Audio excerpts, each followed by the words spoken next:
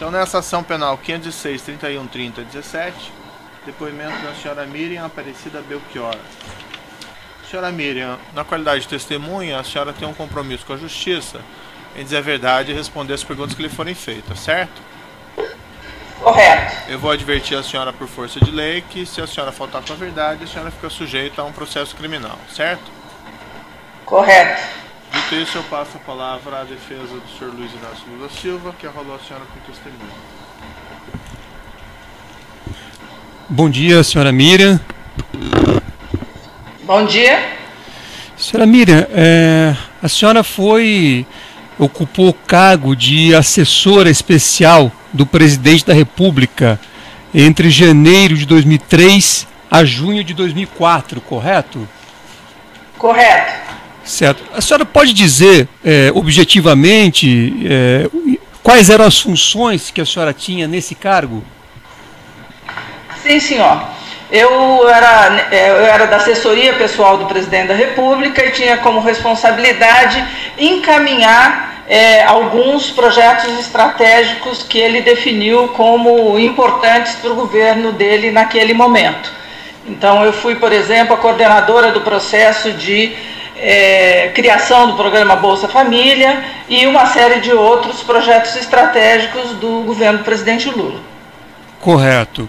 E, posteriormente, a senhora também foi subchefe de articulação e monitoramento da Casa Civil da Presidência da República, correto? Exatamente. Entre mais ou menos junho de 2004 até dezembro de 2010. Nesse local, no início de 2004, o presidente estabeleceu as principais metas do seu governo, denominadas metas presidenciais, e a subchefia que eu ocupei foi criada exatamente para monitorar a execução dessas metas prioritárias. Grandes projetos de infraestrutura, projetos sociais, de desenvolvimento econômico, de responsabilidade dos vários ministérios, que cabia à minha subchefia acompanhar, ajudá-los no que fosse necessário, mas acompanhar para verificar se a execução corria como deveria. Correto. E nesses cargos que a senhora ocupou durante o governo do ex-presidente Lula, a senhora, por conta desses cargos, tinha um contato mais frequente com o presidente Lula? Sim, tinha um contato bastante frequente com ele. Eu participava das reuniões em que eram discutidos os temas que eu acompanhava. Correto.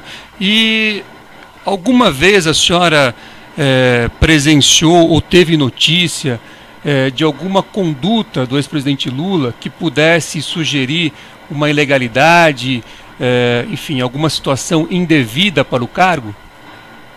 Não, em nenhuma ocasião eu vi isso acontecer. Pelo contrário, o que eu vi sempre é uma preocupação do presidente com a conformidade das ações de governo, e para isso ele fortaleceu várias instituições federais que trabalhavam com isso, como a CGU, a Polícia Federal, entre outras. Correto. A senhora também a senhora integrou o Conselho de Administração da Petrobras, correto? Correto. Entre abril de 2011, julho de 2011 e abril de 2015. Correto. Já depois do governo do presidente Lula. Correto. E a senhora sabe dizer se a gestão da Petrobras era feita pelos diretores da companhia, nos termos do Estatuto e da Lei das SAs? Sim, com certeza. Cabia a nós do Conselho de Administração estabelecer as grandes diretrizes estratégicas da companhia, acompanhar o desenvolvimento dos principais projetos, da curva de produção, dos indicadores econômicos financeiros, validar as demonstrações contábeis, mas o dia a dia da companhia era tocado pela diretoria executiva, que é composta pela presidente da companhia, à época, e os diretores responsáveis por cada uma das áreas. Correto. E a senhora sabe dizer se a Petrobras dispõe de um sistema de ouvidoria, auditoria interna, auditoria externa, enfim, de um sistema de controle? Sim, a Petrobras é uma companhia gigante, são mais de 80 mil empregados diretos, cerca de 300 mil, não sei hoje quantos são, na época que eu era do conselho, mais de 300 mil prestadores de serviço diretos à companhia.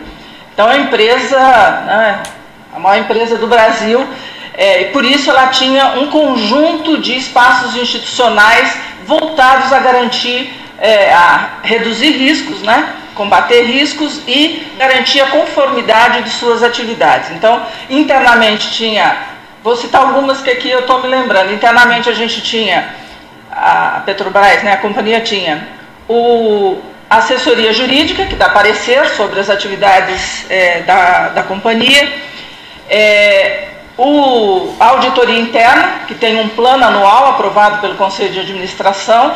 Esse plano tanto faz auditorias como acompanha as ações para resolver os apontamentos que ela mesma, a auditoria interna, identificou, ou que foi apontado pela auditoria externa, pela CGU, enfim, por algum outro órgão.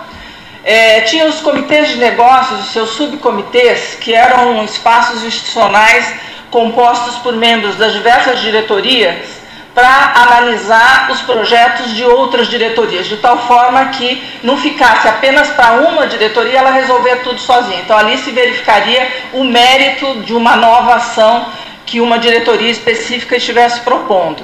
E mais recentemente foi criada a diretoria de governança e conformidade, né? Inclusive foi usado uma companhia de headhunter, né, para identificar uma pessoa com perfil adequado. Esse cargo tem mandato fixo e uma série, é um cargo diferente dos demais membros da diretoria, mais protegido exatamente para cumprir essas atividades de garantia da conformidade. Isso internamente a diretoria executiva, né, ao dia a dia da companhia. Ligado ao Conselho de Administração, nós tínhamos a ouvidoria, exatamente a instituição para receber denúncias. Tínhamos o Comitê de Auditoria, que foi criado porque é uma das muitas exigências da lei americana, né, a Sarbanes-Oxley, para garantir, né, para uma empresa que tem ações no mercado americano, ela tem que cumprir uma série de exigências, uma delas é essa, por isso foi criado o Comitê de Auditoria. Além disso, tem o Conselho Fiscal, relacionado com a Assembleia Geral, e tem a Auditoria Externa Independente e a CGU, que analisa anualmente as contas da companhia também. Ou seja, é um conjunto bastante grande. Esses é os que eu me relacionei mais diretamente no âmbito do Conselho de Administração.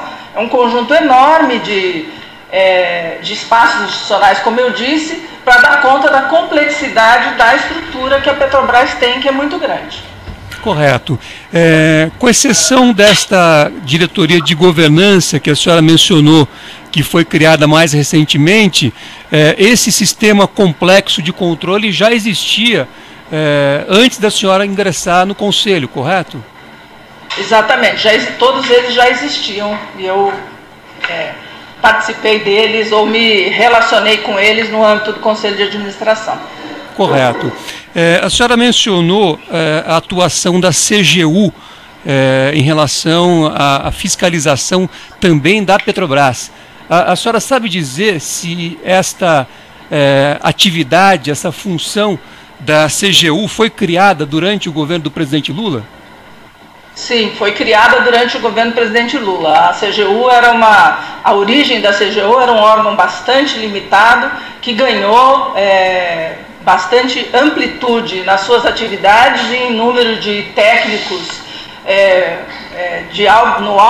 no topo da pirâmide salarial do governo federal, exatamente para cumprir esse papel de combate à corrupção no conjunto da administração pública brasileira, não só da administração direta do Executivo Federal, mas também dos órgãos da administração indireta e também fazendo sorteios para verificar os recursos federais nos municípios, ou seja, uma ramificação bastante grande para fazer esse trabalho para o país.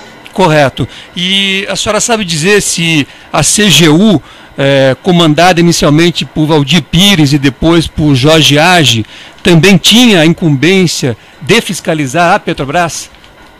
Sim, tinha, todas as estatais. Correto. Tá certo, senhora ex-ministra Miriam, eram essas as perguntas. Eu agradeço a senhora pelos esclarecimentos e devolvo a palavra ao magistrado. Outros defensores têm Obrigada. indagações? O Ministério Público tem alguma indagação? Também não, excelente. O assistente de acusação tem alguma indagação? O juízo também não tem questões a serem colocadas. Então eu declaro encerrado o depoimento da senhora Miriam Belchior. Pode interromper a gravação.